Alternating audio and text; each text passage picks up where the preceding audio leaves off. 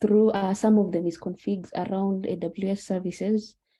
And I think Frank will introduce himself when his chance reaches. And we used to work with him before in Safaricom, before Cisco took him. Yeah. So maybe Frank, you can introduce yourself before we begin.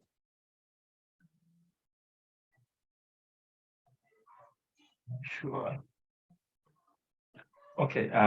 My name is Franklin. I think I've been here before sometime earlier on January. So I guess some of us who are present in January, we had a nice session. So I am happy to be back again. And today, as Dana rightly pointed out, we'll be speaking about security around AWS, especially around S3 and a few other stuff, as you see as the session progresses on. He's mentioned, I used to work in Safaricom, cybersecurity. Currently, I work for Cisco against in cybersecurity. So just looking forward to a very engaging session. I hope you will not just leave all the talking to Dan and I, so feel free to bring in the questions. Also, when they look out, maybe there'll be something nice at the end of this year for your contributions.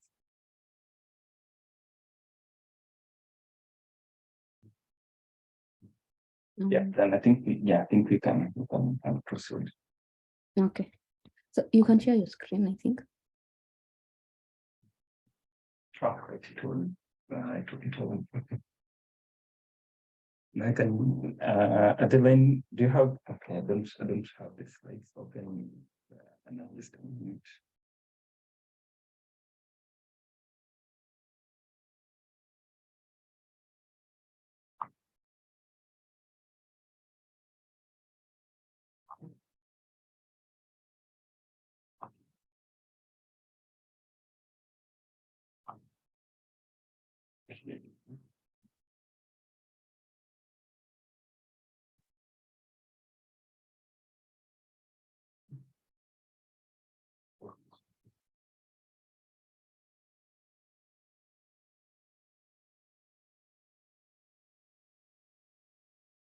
I hope that is okay. Let me just get this at the level. That's the presentation mode. I hope it is. So, yeah, then I hope that the view is good enough. I don't know how to do the presentation. Yeah, that's okay. Okay. So we can begin. So our focus today, we wanted to just cover security around S3 and and how a simple misconfiguration can lead to exploitation by attackers. So we can just start by asking ourselves, what is S3? This is just an object storage service offered by AWS, and it can store any data from financial records to logs, basically just any data that you have and you want it stored in the bucket. And it's also cost effective. Yeah. So, so considering that we have all this data that can be stored in S3, you have to configure your bucket to be secure. And any small error, any small misconfiguration can lead to devastating exposures.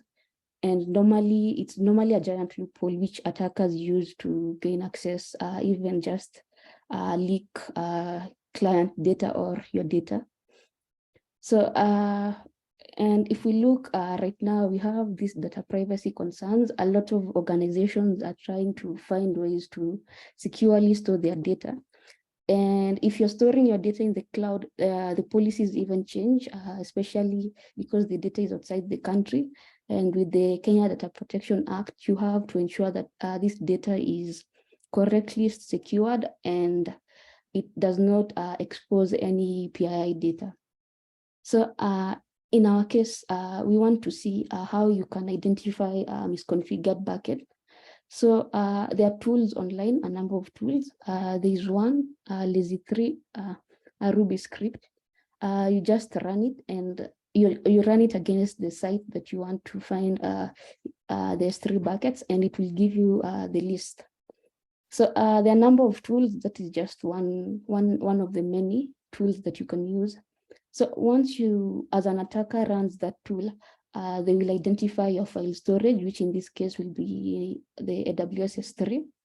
And then using AWS CLI command line, they can now communicate. They can now communicate with your bucket. If your bucket is correctly configured, the attacker won't even go past this stage.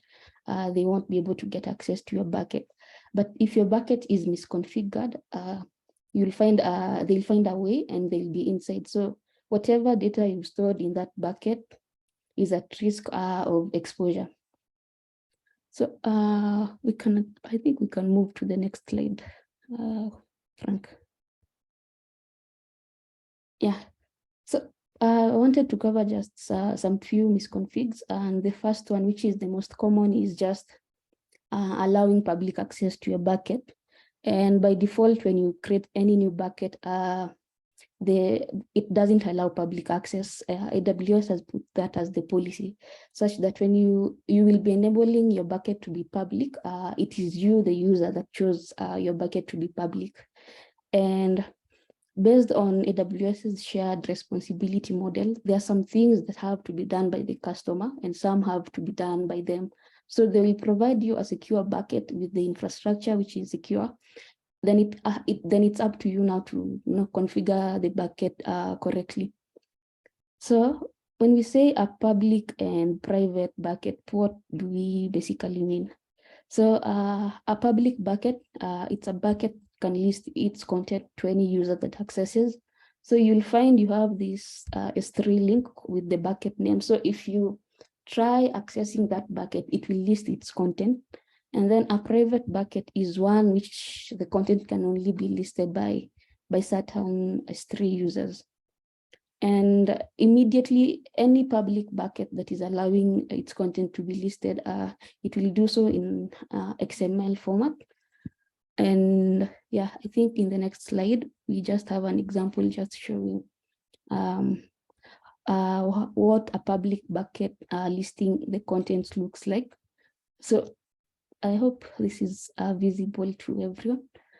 We can see there's an MP4 object. Also, we have some WordPress content. So probably some configurations for our WordPress site. Yeah, and some images. But in this case, this is just an example. This data in this bucket is not sensitive. It's mainly configuration files. But in the case where you're storing, let's say, customer records or just financial records, if your bucket was publicly accessible, this content would be out there for everyone, and that is against even the data privacy policies. Yeah, so for this one, the solution is quite easy. Just enable private access to your bucket. And also just by doing so, you have to modify the policies. I know just enabling private access is not enough. You have to change the policies within the bucket. So that is where you will be restricting the users that are going to access the bucket, and ensure that only the appropriate users with the appropriate permissions are accessing the bucket. Yeah. Any question up to that point? Okay. We can move to the next, this one, the next misconfig. Yeah, so the other one, the one I wanted to focus on mostly is now this one for S3 bucket allowing a file upload and exposure. This is just basically blind uploads. So in this case, we are thinking we've already secured our bucket. Our bucket is private. But now, since our bucket is private, we now have to check the people who are uploading now to the bucket. Do they have the appropriate rights, and yeah, can they even modify the objects in the bucket? So a misconfigured bucket can allow file uploading, and the attacker can be able to write and upload the files to the bucket. So they can add, delete, or replace objects within your bucket without restriction. And in this case, they can even try uploading malicious scripts to the bucket. And not even just scripts, if they can't even be able to initiate a session, maybe with the backend system, they can be using your bucket as a storage facility for their items, which is going to be adding up costs now to you as a user, because you're not even restricting the people who are uploading to the bucket. So if we move to the next slide, there is an example of a case study.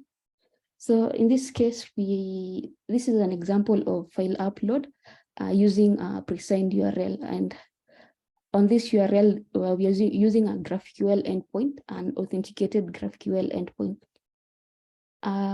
Before we continue, so pre-signed URL, it's basically a URL that is given to a user to be able to now upload to the bucket. So instead of the user directly interacting with the bucket, they are given this pre-signed URL that expires after a certain period of time. They can now use it to upload to the bucket. So let's say an example of maybe changing a user profile. So, and the images are going to the bucket. So the user can be assigned temporarily credentials using the pre-signed URL, and then they can upload now to the bucket using that link. So by nature, these URLs are secure. It's just that if you do not configure them correctly and without the correct IAM permissions, they might give an attacker more rights to even delete and modify objects in your bucket. So in this case, we have an authenticated GraphQL endpoint. This user is trying to upload an image to the bucket. And when they do so, you can see they have been given a pre-signed URL with the location of where they're going to upload, together with, if you look at the URL closely, you'll see it's the token, and it's going to expire after a certain period of time. So when a pre-signed URL is configured incorrectly, in this case, this user was able to take now this URL and now modify it using the put method to now upload files to the bucket. And using put, they could now even modify that existing object that they have uploaded. So they could overwrite, even now overwrite the existing images in the bucket, because firstly, this endpoint for GraphQL was not authenticating the user that was uploading. And also the pre-signed URL was not expiring as per the given time period. So with multiple uploads, and so with each upload, the user will be able to overwrite any object that they have written to the bucket, including the sites now, the sites images that were being displayed on the front end. So this is a bit dangerous, because if a malicious user is able to overwrite images in the bucket, they can even deface a website. They can just do so using their malicious images. So this is something that was configured incorrectly. Yeah. So how can we prevent this issue? So in this case, we can make the bucket private. As I mentioned already, the bucket was private in our example case study. And also the other solution is just authenticating the GraphQL endpoints. With GraphQL, GraphQL has a behavior or a tendency of giving out too much information. And with that, you can be able to map out, you can have a mind map of how you can use those endpoints to even gain further access. So authenticating that GraphQL endpoint and tying the session to the link, the pre-signed link to the user session, it will now identify the user that requested it. And now, together with the IAM policies and permissions, you can now know that this user doesn't have these rights to be able to modify images in the bucket. Also, just disregard anything that doesn't come through CloudFront. If you want to use CloudFront, you can implement origin access identity, which will be a CloudFront user that will be associated with the bucket, configured with the appropriate permission, and they can be used to serve contents to the user. So the users won't be directly interacting with the bucket. And also, I think lastly, something maybe we can add here. The bucket policy is actually very important. You can do each and every of these things, but if your bucket policy is not strict enough, these things might fail to work to prevent like your bucket from being accessed. So if you have a strict bucket policy, just allowing permitted users to to be able to overwrite. So in this case, the methods that are going to be allowed are just either get or either get. So methods such as put and delete, these are methods that if you specify on the policy that only maybe a specific user or maybe a bot user is the only one who's permitted to modify images or objects in the bucket, this can go a long way in preventing overwriting of objects in the bucket. Lastly, just best practices when it comes to S3 access. This is what even AWS recommends. So just having multi-factor authentication, 2FA, encrypt your data. With data privacy in place, whatever you're storing in your bucket, if it's containing sensitive information, especially PII, just ensure you implemented encryption. And then block public bucket organization wide. So if your organization has some public buckets, just ensure that the access is turned to private. And then the principle of least privilege. So this is why I mentioned on the policy, you can just implement the users that should be able to have privileged access. But for normal day-to-day operations, just enforce least privilege. And then lastly, just enable versioning. So in case your bucket is deleted or something, with versioning, we'll be able to retrieve the last version. Yeah. Just to and one more thing to what Dana was saying.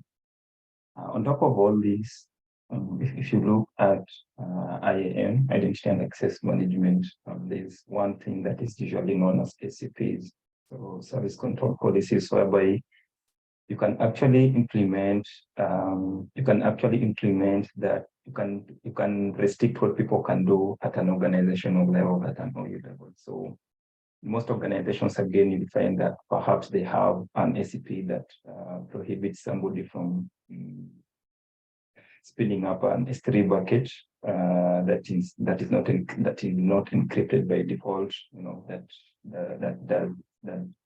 that allows HTTP access rather than HTTPS. So SCPs, in short, SCPs, service control policies, are also very excellent in just trying to narrow down some of these things.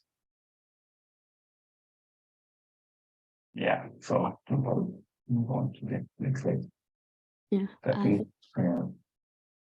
So I think this pretty much just covers it's a map of what Dana said, the various things that you need to do in public access, the policies, OIAs, OIAs, and such things. So I know S3 is one of the commonly used AWS services, and I think one of the oldest. So, and as what Dana feels to tell you that some of these things we see them like daily or rather often in our engagements. I mean, the basic things that most developers, they overlook, and as you're going to see in the next case study, they can be very costly.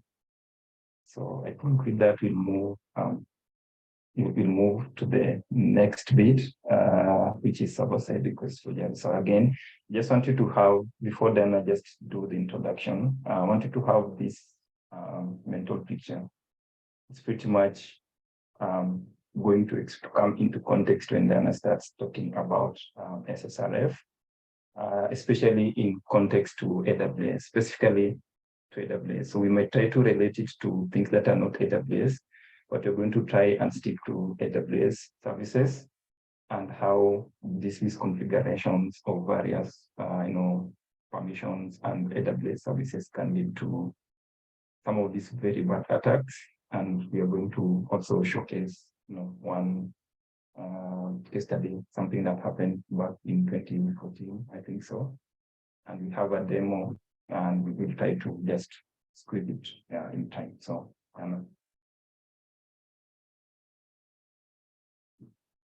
Okay. So I'll briefly just introduce what SSRF is. I hope if there's any question, you can just post on chat from the previous presentation on S3. Yeah. So SSRF. So what is SSRF?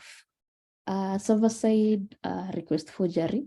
So this is just the ability to manipulate an application into sending an authorized request to a third-party site or resource. So it will occur when a web application receives a distance resource without validating the URL provided by the user. And AWS has provided a REST interface at there's an endpoint. I think Frank is going to demo that, where important configuration and sometimes even authentication keys can be extracted. And we have two types of SSRF. So we have blind SSRF. So this one, response from the backend request is not returned in the application's front-end response. And then we have inbound SSRF. The response from the backend request is returned to the user's front-end response.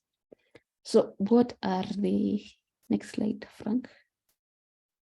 So what are the, what I can say, what is the impact when it comes to SSRF? If you look, I think to my right, we have this OWASP top 10 list. So you can see server-side request forgery is number 10. And before it wasn't even there because it wasn't something that was being taken seriously, or also something that wasn't actively being exploited by hackers. But over the recent years, this is something that has become a common way of just hacking into systems. So that is why it made it into the OWASP top 10 in 2021, and also up to 2023, it's still on the list.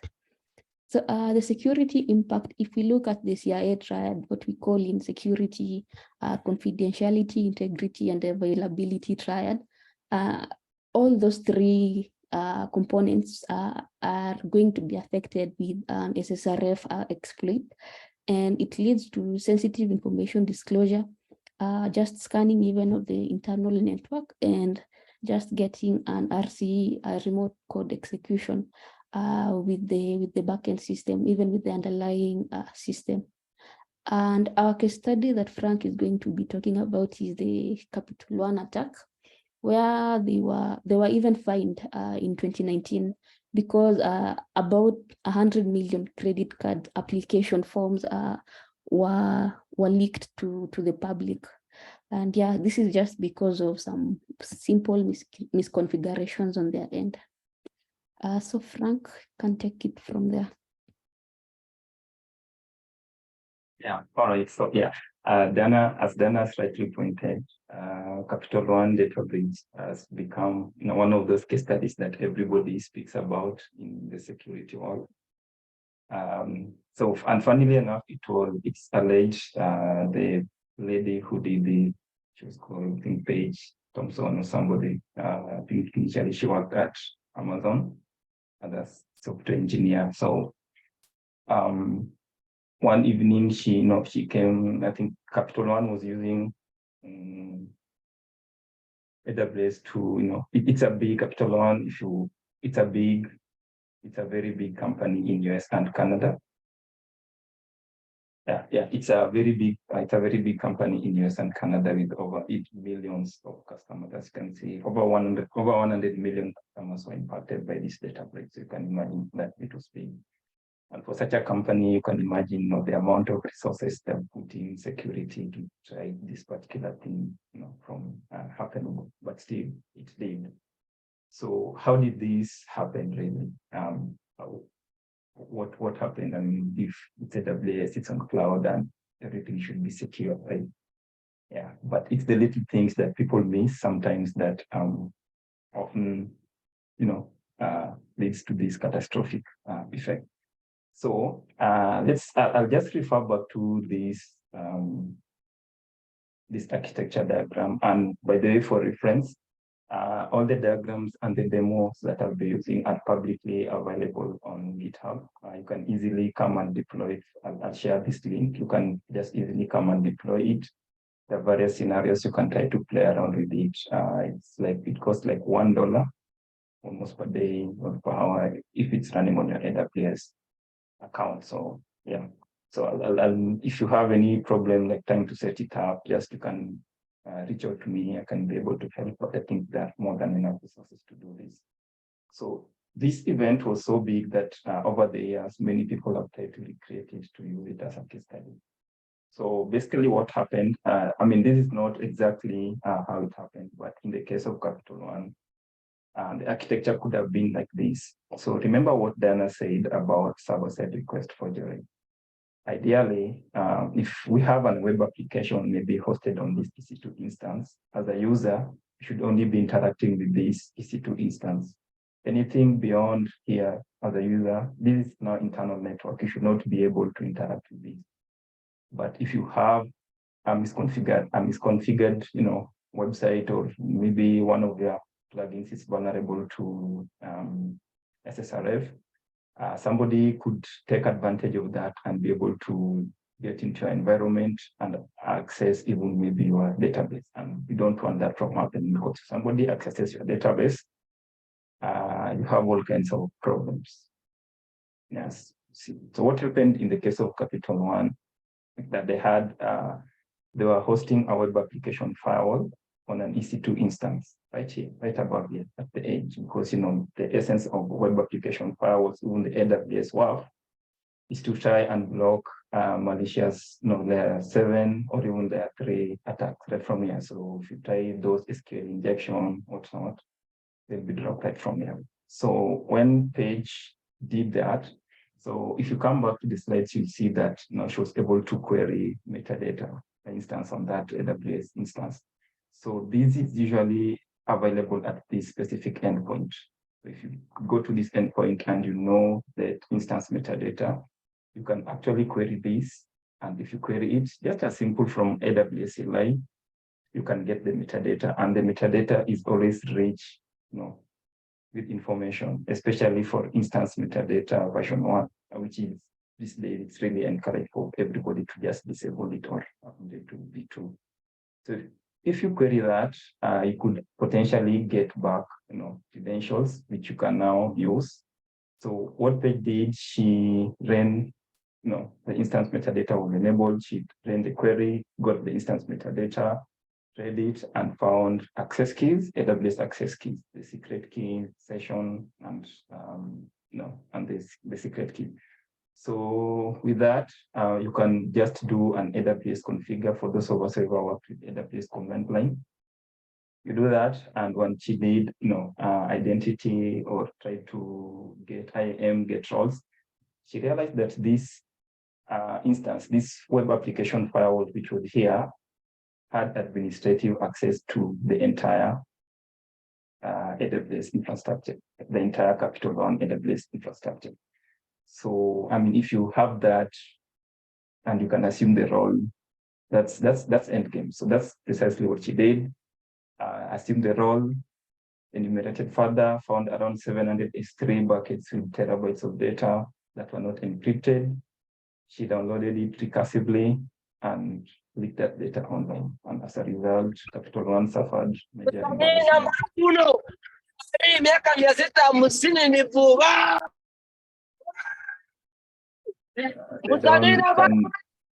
Can you mute? Number one, artist gonna be or not. Hey, hapana kubembelezana na wasanii. Please be on mute. I mean, if you are not speaking, just be on mute. Thank you. Yeah. So that's pretty much what happened. And I'm going to try to do that in the next maybe 10 minutes, just so that you can see how things can happen if we don't properly configure our, our stuff on AWS. So I'll just make that as quickly as possible. Feel free to ask the questions. I already did most of these steps to avoid showing some of my credentials on the stream, and just to not to bore you up with things that are security oriented and not really on AWS. So just give me, let me know if you can see. So I've already set up this. I've already set up this environment, everything. I've set it up. Yeah, right here. So this is how that portal looks like. So as an attacker, every time you come to our website, maybe like for instance, this is now hosted on an EC2 instance. Every time you come to these and you find there's a field where you can interact with as a user. As an attacker, the first thing you always try to do is just try to mess around with it and see if you can have access to the backend. But spoiler, we already know that this instance is vulnerable to SSRF. So I have gone ahead and done most of the stuff. And again, sorry, I know this is really tiny. You can't not really see it. But then again, I have gone ahead and done most of these things. And remember when I told you about this endpoint you can use to query instance metadata for EC2. For Lambda functions, we have kind of the same thing, because if you see how Lambda functions work, you store the credentials in the environment variables, and then when you invoke it, if it executes, it uses STS assume role to do whatever it's supposed to do. So Lambda functions also have an endpoint which, if you query, you can get metadata. So as an attacker, those are kind of things that you just have to do when you land into an AWS environment. So for our case, for Lambda, it's this endpoint. You can query it. So I've already gone ahead and done most of these things. I've queried the endpoint, and already, I got this S3. I got this S3 endpoint. I came across the S3 endpoint that you can see to my right, highlighted. Again, remember how Diana spoke about public access. If this S3 is configured to not allow S3 access, I should not even be able to get this in the first place. But I have this access, so what I can do is just download this image, whatever it's on it, and then try to look at the metadata, which is what exactly we have done. So I have gone ahead and downloaded that. I've already gone ahead and downloaded that, and now if I query, I don't hope this is visible. If it's not, just let me know.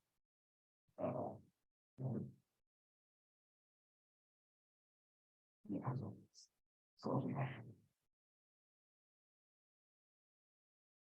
How are you?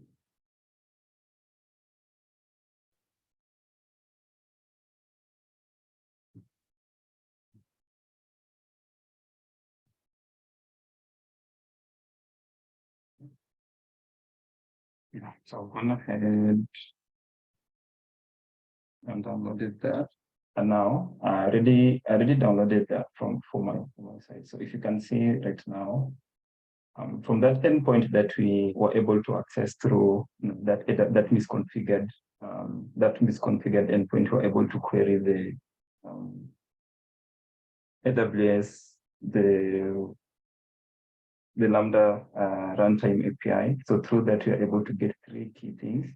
As you can see, we have AWS session token right here. That's very good news for an attacker if you already have these. And then you can see we already have, remember how I told how Lambda works? You have to get, again, access keys. You have the access keys. And we have Yes, we have this is the secret access key, and we have the AWS access key as well, the one that's the key ID. This one right here. So this is pretty much the same thing that, if you look at that capital one attack, this is pretty much what happened, except now for Lambda, it was substituted with an EC2 instance that was misconfigured. So the same thing. So Lambda must assume these roles to be able to execute. So we can leverage on that as an attacker. So you just come to do, you just come and configure and export all this environment, export the AWS keys. And of course, after that, I did export that and tried to, as an attacker, of course, you always try to check the roles that are the permissions that you're allowed to do. So unfortunately, we are not allowed to list the IAM list roles, but I was able to list DynamoDBs. And if I run AWS DynamoDBs, you can already see that we have two tables here. We have a user table and we have a log process table.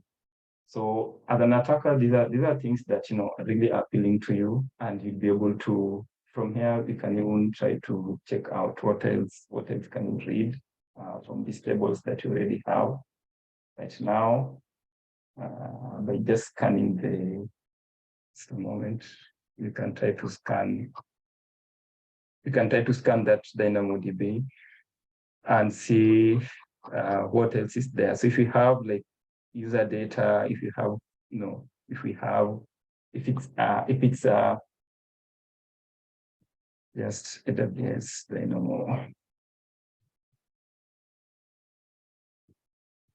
Yeah, let's scan the user table. Let's see what we have. Yeah, so as you can see, if you have again access to this DB, you can try to see which users are there. You can see my email address there. You can see my password hash. These ones you can just take offline and crack them. And if this was an admin, you can potentially, if I'm an database admin within this environment, you can try also to impersonate and all kinds of things. So these are things that happen from time to time. And one more thing, if this database is not encrypted, I can copy it and do all kinds of malicious things. So these are things that happen on day-to-day life, and in our line of work, unfortunately, we see them quite a lot. So my question to you is, and feel free to unmute yourself and answer. There could be some AWS credits coming your way.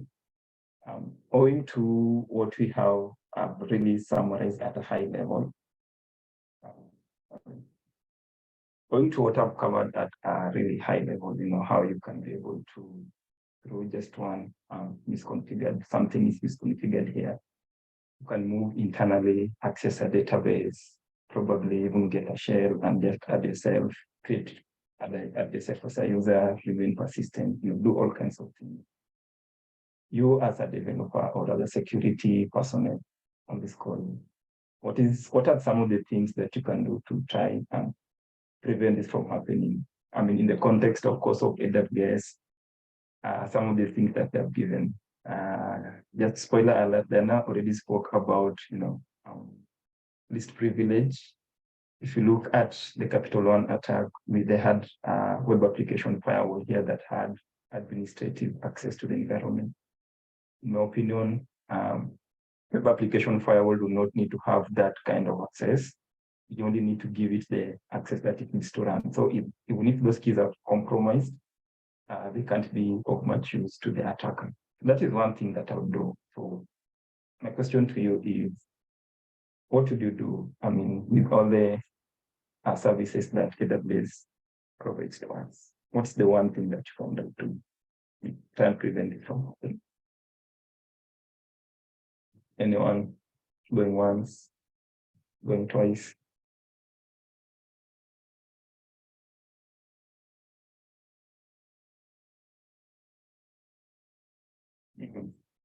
We have some AWS credits you're going to give. I can see some things in the chat.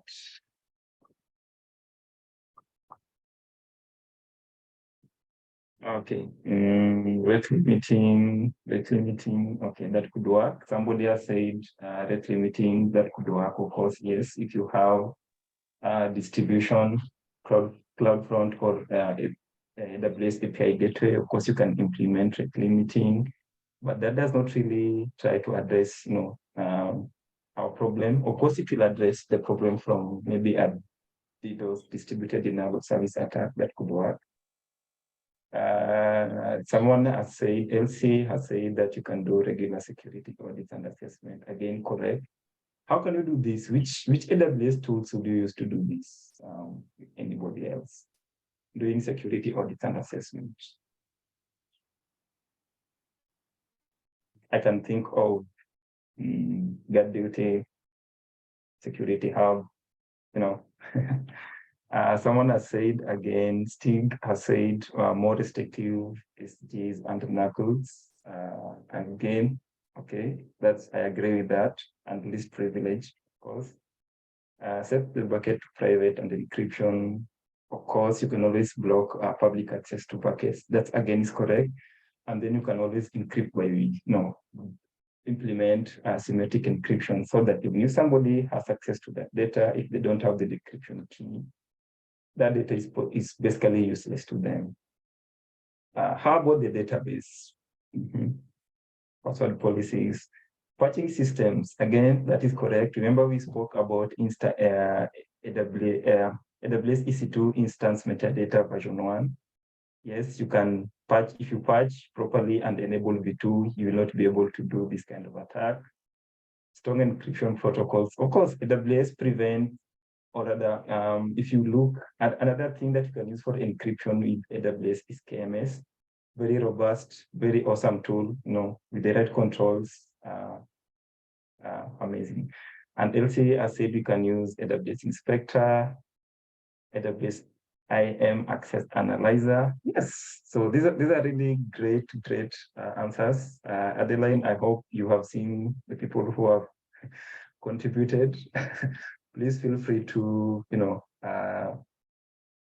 their names. You can send something out to them. AWS Messi, very good. Machine learning for anomaly detection, of course. I am in agreement.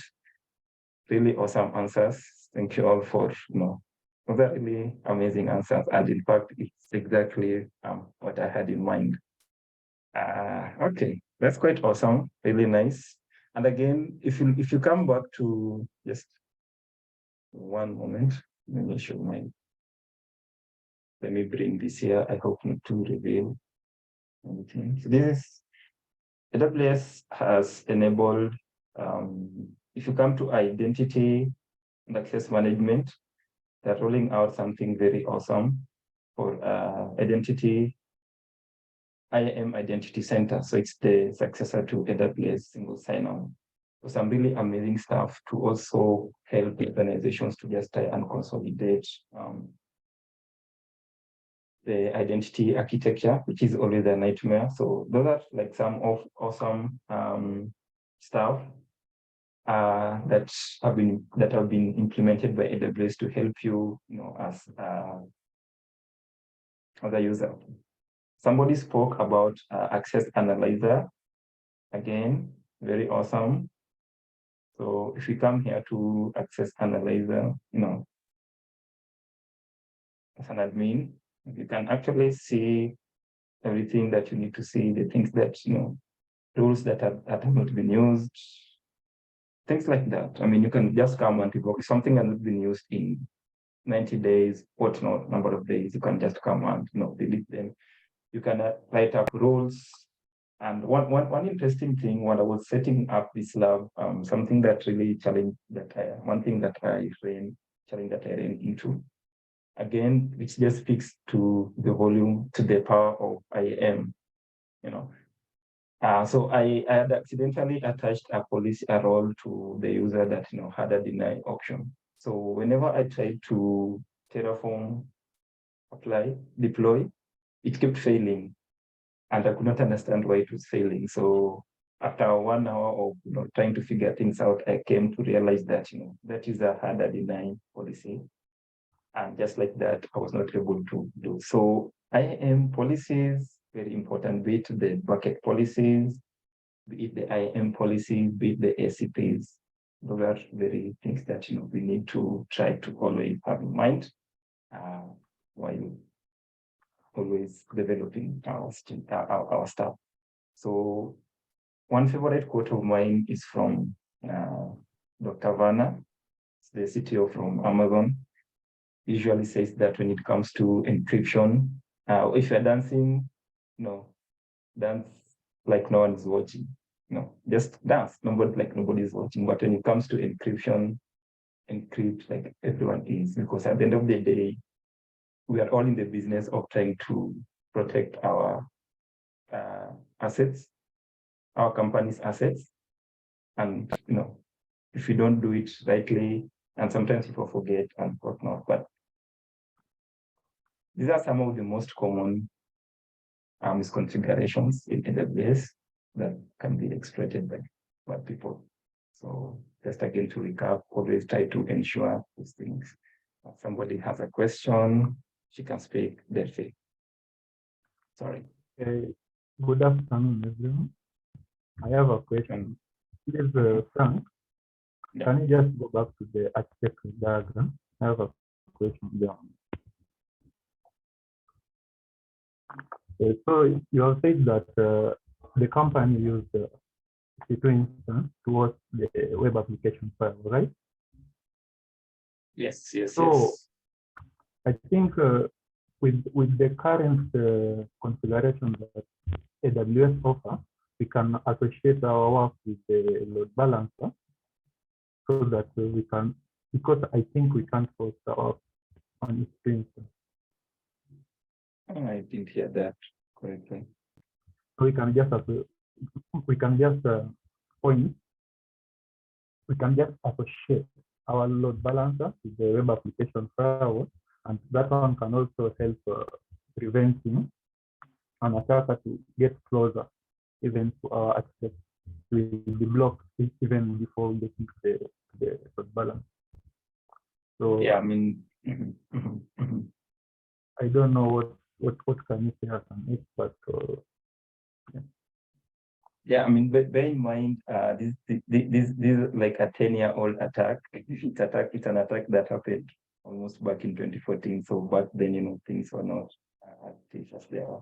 And also remember that also if you go to AWS Cloud, I mean, what people do these days, it's if you don't want to use the AWS work, you have a chance of, maybe you can buy the Cisco work, or you can buy, whichever other work that is there. So it depends on how you want to post it.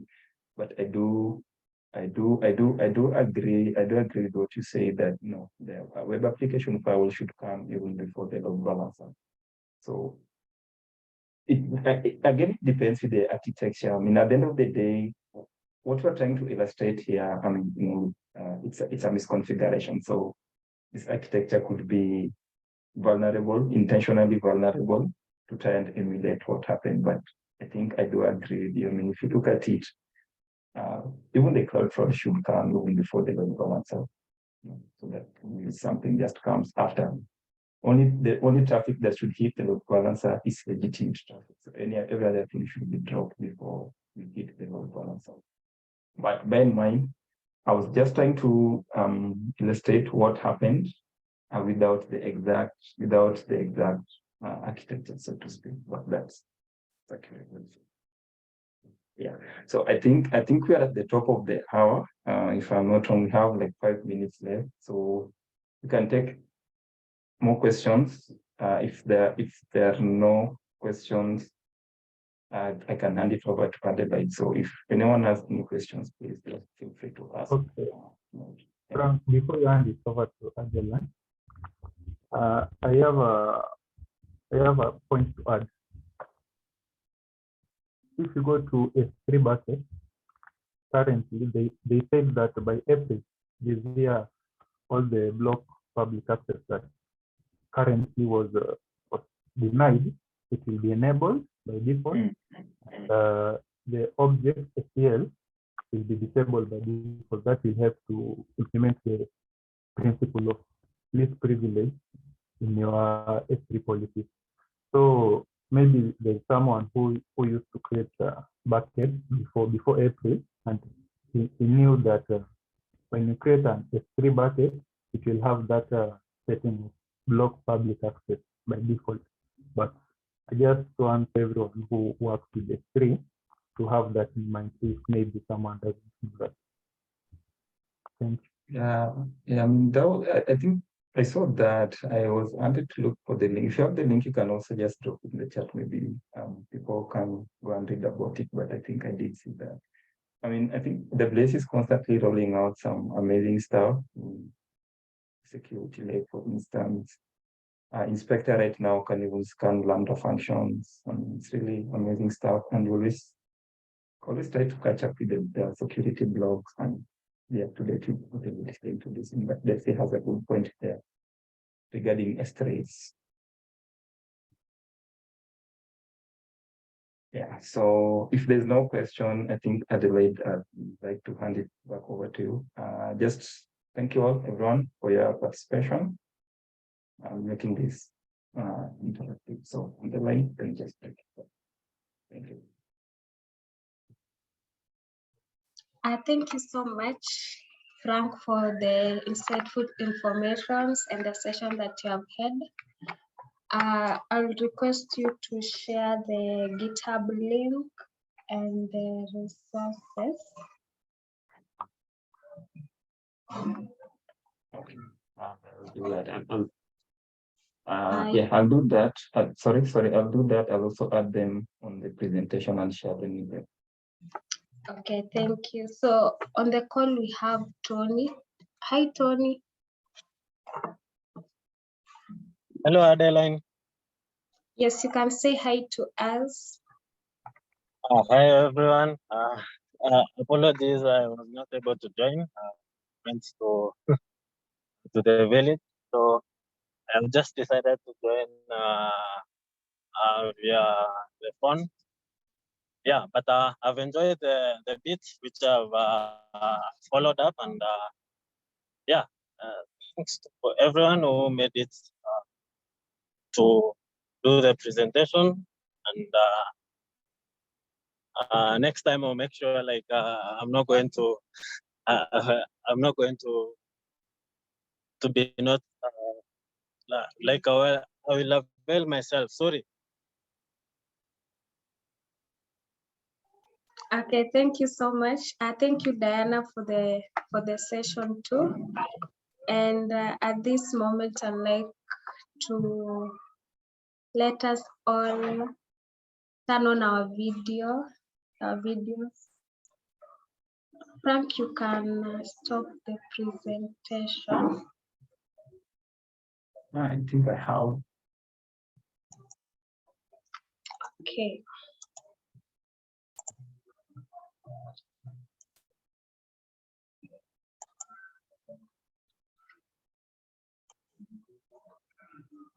Okay, so I'll take some screenshots.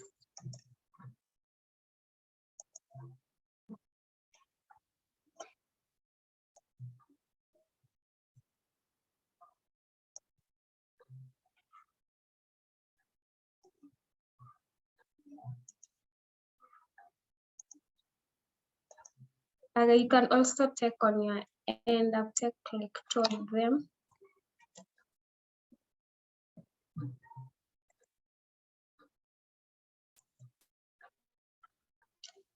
So thank you guys for joining in. For the goodies, the merchandise, I have stickers. I'll be sending them your way. And have a great evening, guys. Bye. Bye.